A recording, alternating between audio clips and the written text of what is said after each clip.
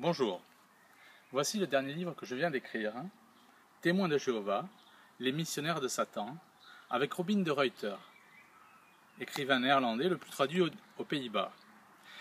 Nous avons écrit ce livre parce que nous pensons que cette secte sera reconnue, comme c'est déjà le cas en Italie, en Bulgarie ou en Slovaquie, comme religion en France. Ça ne sera pas difficile, puisque personne ne connaît les témoins de Jéhovah. L'image que nous avons de cette secte, ce sont seulement des adeptes qui sont un peu insistants et qui font du prosélytisme le pied dans la porte. Non, les témoins de Jéhovah, ce n'est pas ça.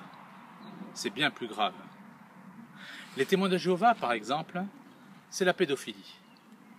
Dans les années 90, un certain Bowden, qui appartenait à l'élite des témoins de Jéhovah, a révélé cette vérité avec un dossier secret qui comportait plus de 23 000 cas. En 1995, une certaine Candace Conti en Californie a été abusée plusieurs fois à l'âge de 9 ans. Le procès a eu lieu, un des rares procès, et il a abouti à la condamnation des témoins de Jéhovah l'année dernière, c'est-à-dire en 2012. Les témoins de Jéhovah, c'est aussi le Phiréfim.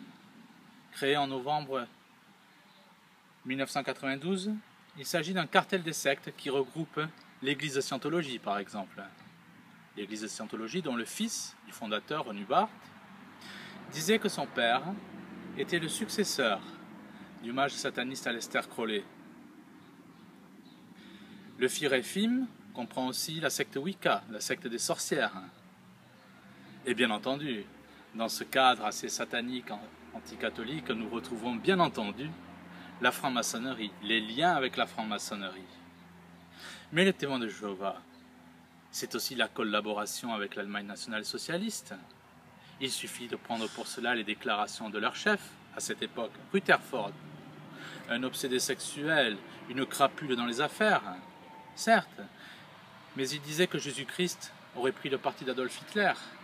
Cette secte sera interdite en 1935 en Allemagne. Oh, certes, il y aura des témoins de Jéhovah dans les camps de concentration.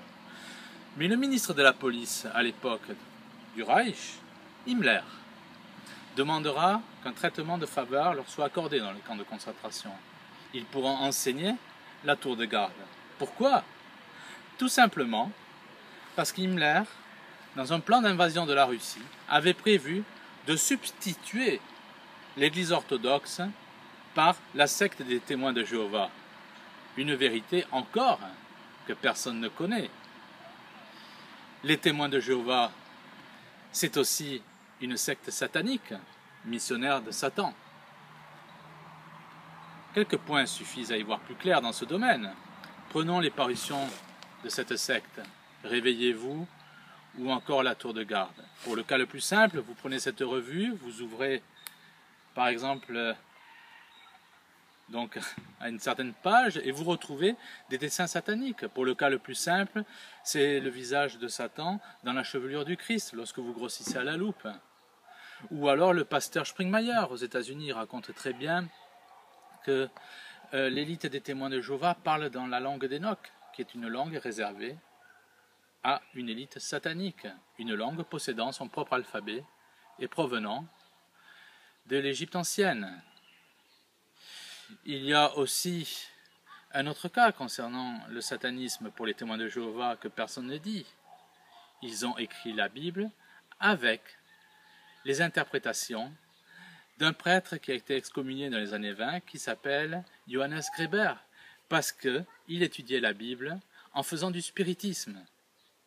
Voilà qui sont les témoins de Jéhovah. Ce sont des missionnaires de Satan, ce sont des pédophiles, ce sont des gens qui ont collaboré sans vergogne avec l'Allemagne nationale-socialiste. Et c'était cette secte que Himmler voulait prendre pour en faire une religion, par exemple, en Russie. C'est cette secte que nous devons combattre pour qu'elle ne devienne pas une religion en France, comme c'est le cas en Italie et ailleurs.